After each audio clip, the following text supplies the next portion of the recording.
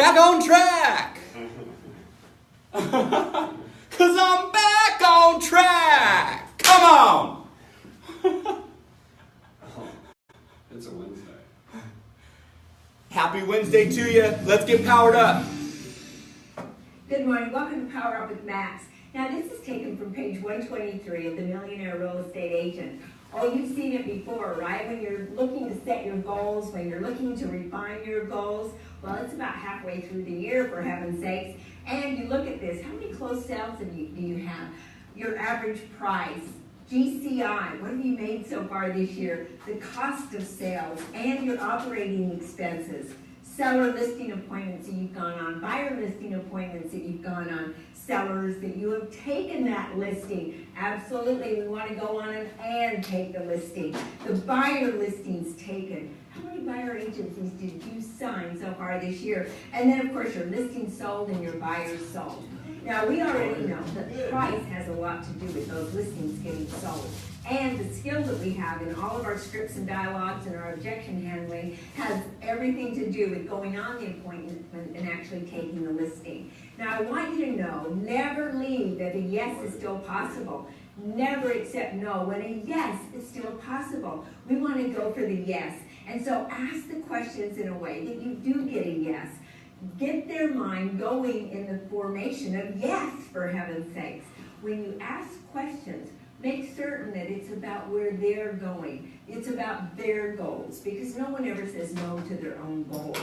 When we look at all of these items, are we on track? Max is here to help you. Get with your coach and make certain that you're on track to fulfill those goals that you set. Use the CGI calculator and make certain that you're always knowing where you're at, because all of these numbers matter. Gary Keller, when he wrote the MREA book, said all the mega agents know their numbers. And there's many more numbers that they look at, like their conversion ratios and all of that. A coach can help you out. We're here to help. And after all, do you want a great coach that can help you with goals? I do. Do you? I do. Do you? All right. I know you came in a little bit late on that, Brad. Kind of got the general principle? Oh, yeah. Cool. What do you guys think about that? Massey, could you go ahead and shut that off for me up there and click on that light?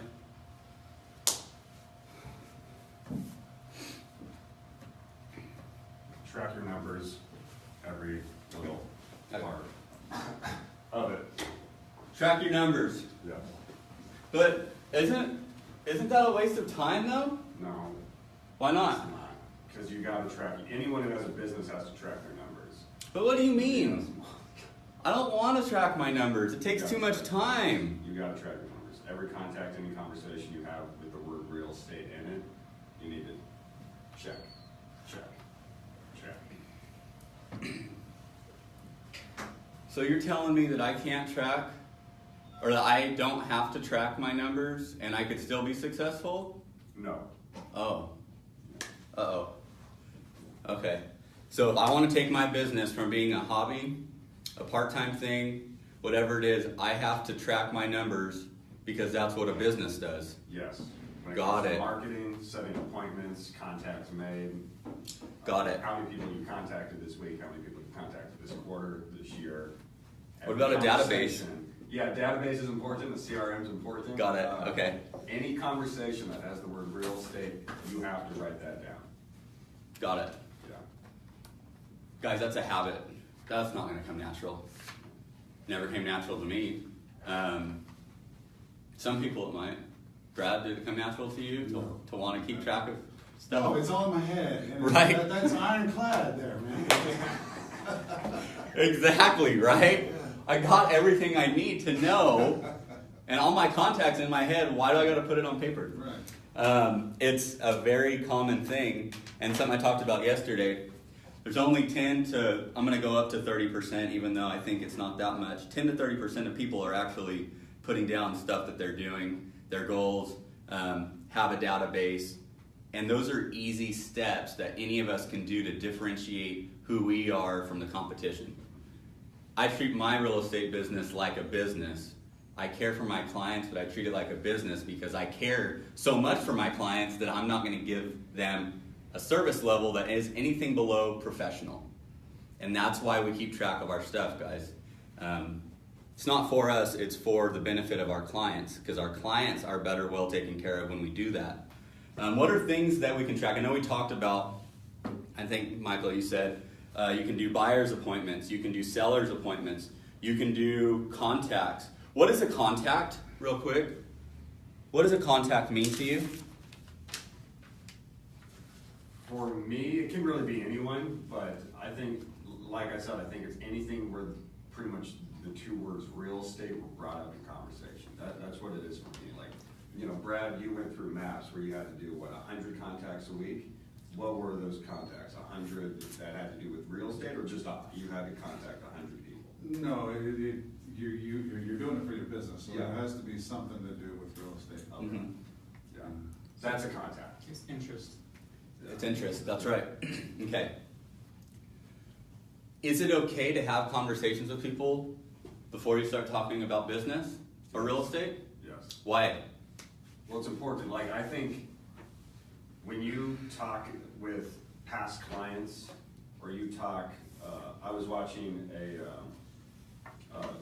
YouTube channel. He's the top Remax agent in Alabama, and he was saying, never, when you're talking to past clients or friends or family, when you do those quarterly or, you know, semi-annual calls, never say, do you know anyone who's thinking of buying or selling real estate? You should never have to ask, because when you talk to them as a friend or whatever, you know, and you go through the Ford family, occupation, recreation, dreams, Yep. when they should remember, yeah, you're in real estate. If you just care that much, then they're care enough to remember what you do.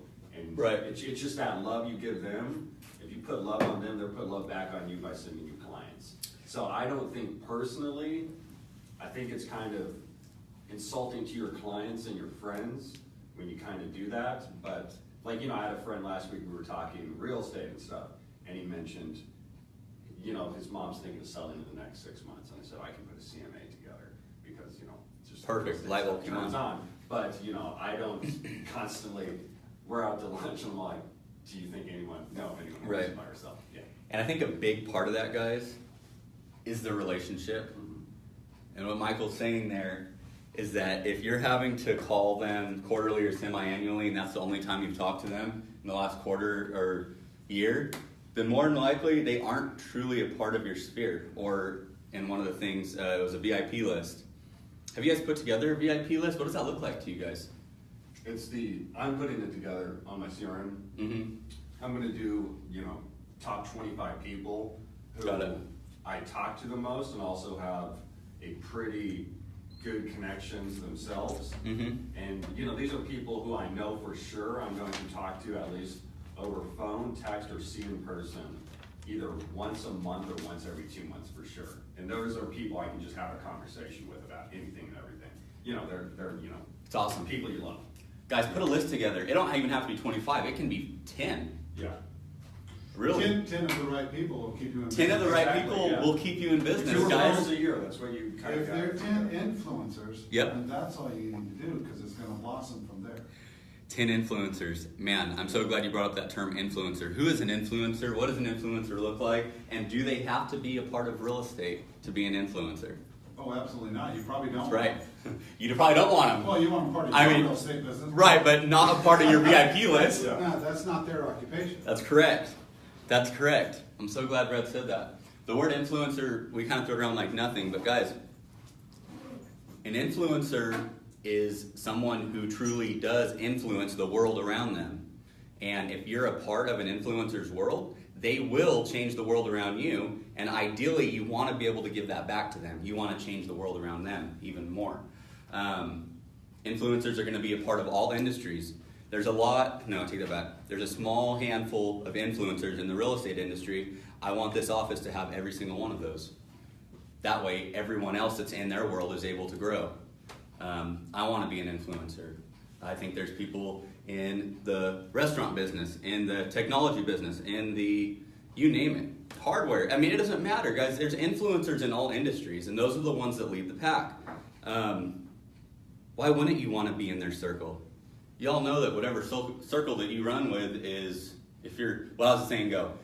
If you are in a circle of 4 rich men, you're the poorest, ideally you're going to be that 5th that's getting money somehow, right? You grow, just like a fish grows into whatever size their fishbowl is. I have to create an environment here that is so big that the goals that you once had don't make sense anymore because you're in a bigger fish tank. Actually, not even a fish tank. You're in the dang ocean. Guys, and that starts with our minds, starts with our thoughts. Who are we talking to? So having that VIP list, it's important. If you guys don't want to do a CRM starting out, fine. Create a VIP list and figure out how you're going to touch them throughout the year, including meetings, coffee, lunches, fierce conversations, as I say. How many fierce conversations are you going to have in a week? What is a fierce conversation? It is something that gets you to think outside of yourself and bigger than yourself. It allows you to take yourself out of where you are in the shoes that you're in, go into someone else's shoes, and let's think about something from their perspective. Guys, that's a discipline. When you are able to take yourself out of your shoes, place yourself in someone else's shoes, and think through that lens and that perspective, you are growing your mind. And you're growing your world because it's bigger than yourself. And that's what we need to get in the habit of doing on a day-to-day basis. Okay, don't have a ton more time here, but I do want to just say a couple things. This one, I've thought of you actually on this one, Brad. I get calls, what makes you different from blah, blah, blah, blah? What makes Keller Williams different from RE/MAX? What makes Keller Williams different from Century 21?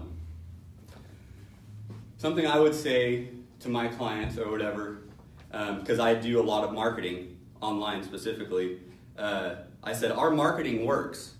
You prove that by calling us. We're not testing our marketing. We're testing your price. Mm-hmm. What if we went to a listing appointment and they said, our marketing works, you called me. Yeah. What I'm doing works, right? They're going to say yes. All we're testing out is your price.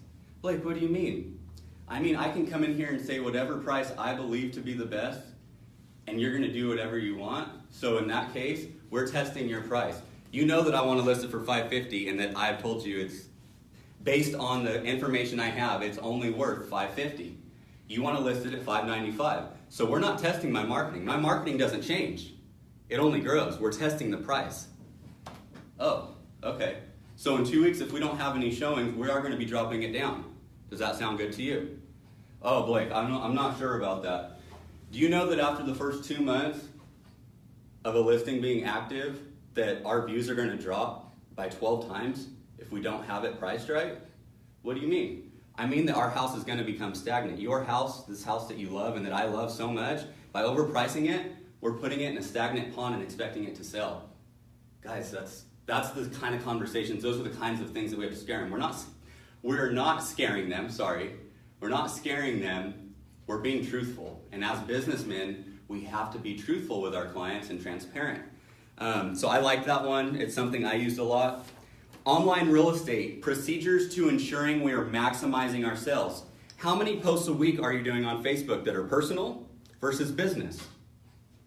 These are things that we can track and monitor. I'm not saying it has to be perfect. Because some weeks I might post, maybe it was a good week, I had 2 closings. Maybe I did 2 pictures with my clients or whatever. But I'm making those posts as little about business and as most about my clients as I can.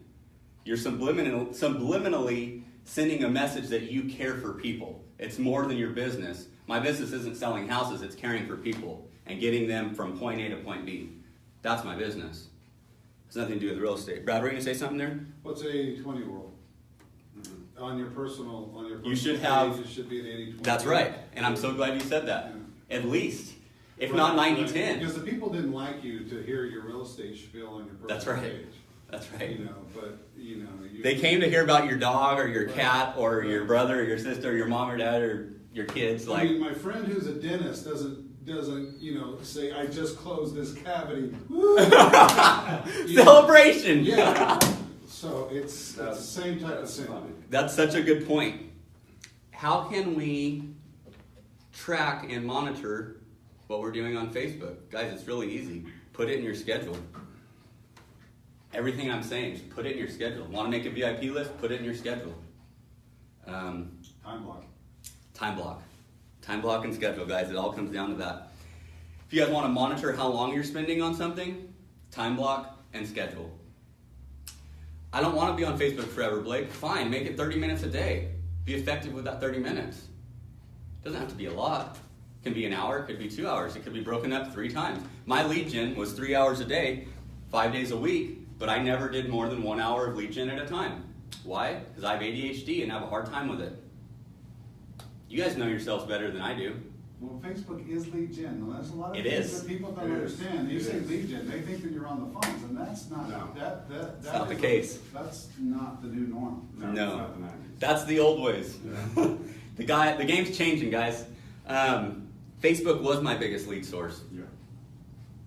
Well, it's your biggest top of mind lead source. It's your biggest ROI. Mm-hmm. Yeah. It's going to be your biggest ROI, and whoever catches on now is going to realize that.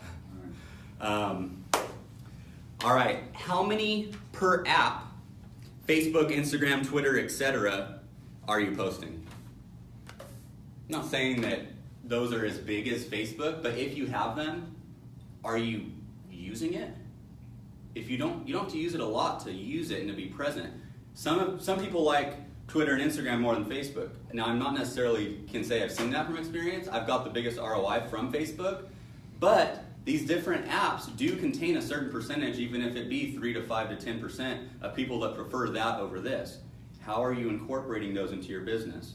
It's called Hootsuite. You do it all. That's right.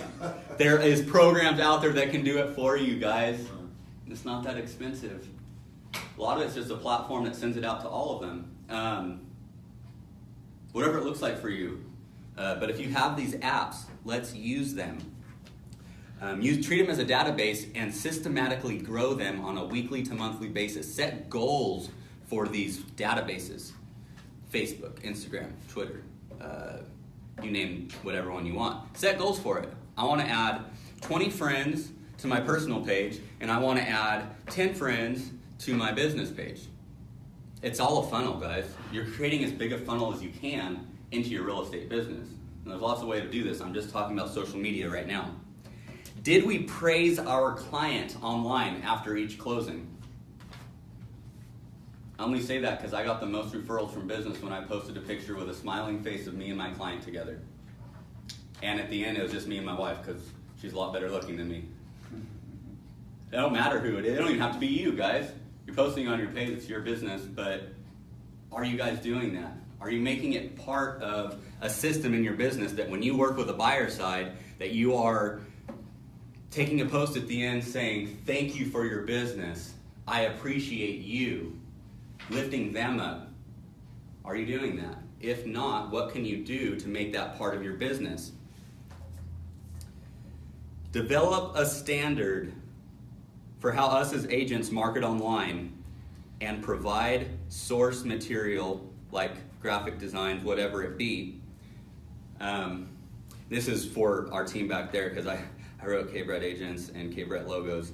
But if you do have a logo or whatever, are you incorporating that into your business? If you have a hashtag or a one-liner, putting the real back in real estate, are you using that systematically? Because guys, these are dropping seeds in people's heads a lot more than you realize.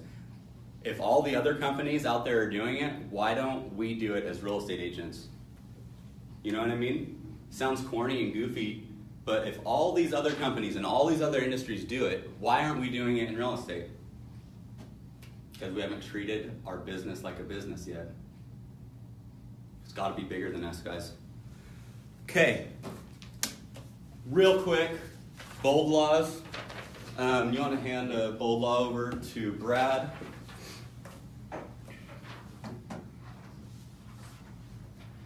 All right. Someone have one they can share real quick?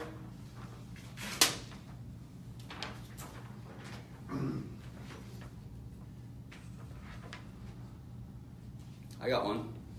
Focus on the plan, not the problem.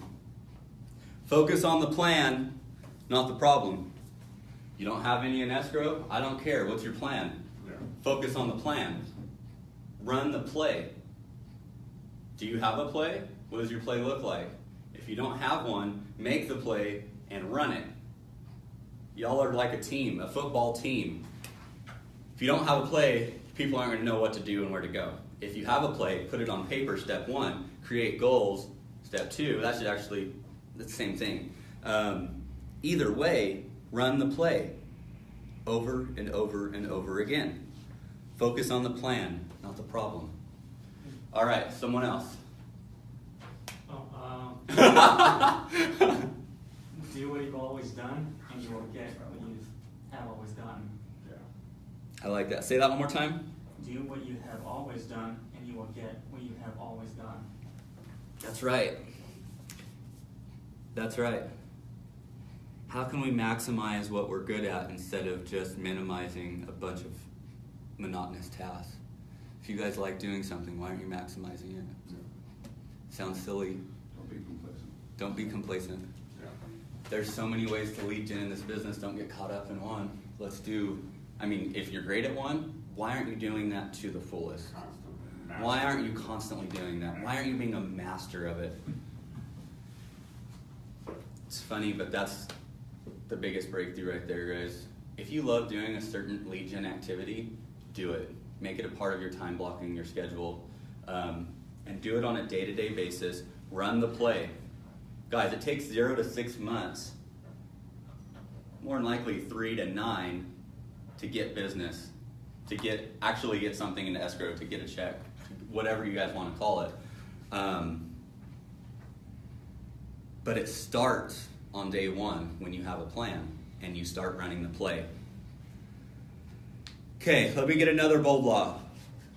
You teach people how to treat you. You teach people how to treat you. What does that mean? That means that means that it's the way you carry yourself is the way that they're going to carry themselves and respect you. That's right. And if you show any uncertainty about your own skills, then they're going to be uncertain about you. That's right. And it's boundaries. Damn. It's a mirrored image. It's a mirrored image. Right. That's right. I love that. Good job, Brad. Always Spot good job. on. Yeah, always good job, Brad. You get all the gold stars always.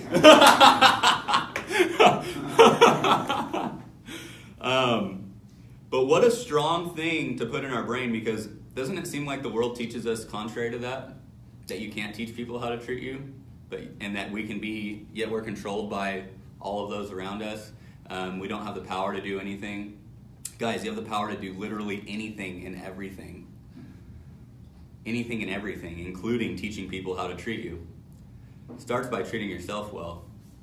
It starts by positive thoughts, good thoughts on a daily basis. It's a lot easier when you're dealing with those and the negative ones. But I understand life gets in the way and it gets hard. It don't matter. Yesterday, I'll just be honest. Yesterday I was off track. I was too caught in my mind about stuff that I couldn't control. And I don't have power over, whether it be in my business or in the business here at KW. And I'm like, you know what? Woke up today. Actually, I went to bed last night thinking tomorrow's going to be a great day. Who knows if the power of your thoughts in the last hour of your day are going to influence the way that you wake up? It's kind of weird to think about, right? But the night before, I'm telling myself tomorrow's going to be a great day. I'm going to go out and kick tomorrow's ass. I hope it's ready. That's the attitude I want every single person to have. But Blake, I'm not a fighter. I don't care. You're kicking tomorrow's ass. We have that power. And I woke up today and I'm like, let's freaking do it. Because I'm back on track. Come on. Yeah, but you know what? There's no such thing as bad days. There's only bad moments. That's right. Exactly. That is right, Brad. Freaking another gold star. Yeah. Let me repeat what you said real quick, Brad. There's no such thing as a bad day. There's only bad moments. And then our thoughts feed into those bad moments and we turn them into a bad day. Yeah. Yet, on our worst days, there's still things that go right and go good. Yet we're not feeding that. We're feeding all the things that didn't or don't. Good job, Brad. All right, is there anyone else that has a bold law? This one goes off of the one Mike did. Don't mistake movement for achievement. Same thing. Goes back to tracking your numbers. Goes back to tracking every single thing you do in this business. Being intentional. Being intentional. Purposeful. Don't just do some type of marketing or do some type of game plan for a month, 2 months. Oh, it's not working for me. This isn't going to work. It's terrible. It's stupid. Right. They say 6 months to a year. That's how long you got to focus on Yep. the marketing campaign that you're working on, or Yep. If you're just doing open houses or if you're just doing social media, track those for 6 months to a year and then just work on it. But yeah, don't mistake movement for achievement. Don't mistake movement for achievement. Yeah. If you put some intention and some purpose, and you put some things on paper, call them your goals, you begin being intentional and purposeful for things that you maybe weren't before and you thought you were. That's why putting those goals down on paper is so important. All right, guys. Happy Wednesday. I hope you all have a great day. I appreciate you and have a rock on rest of your week if I don't see you. Otherwise, power up tomorrow morning. Appreciate you all. Mastermind yesterday was great. Next week, Tuesday at 11:30 is well for that. So come, listen, whatever you got to do. Let's go.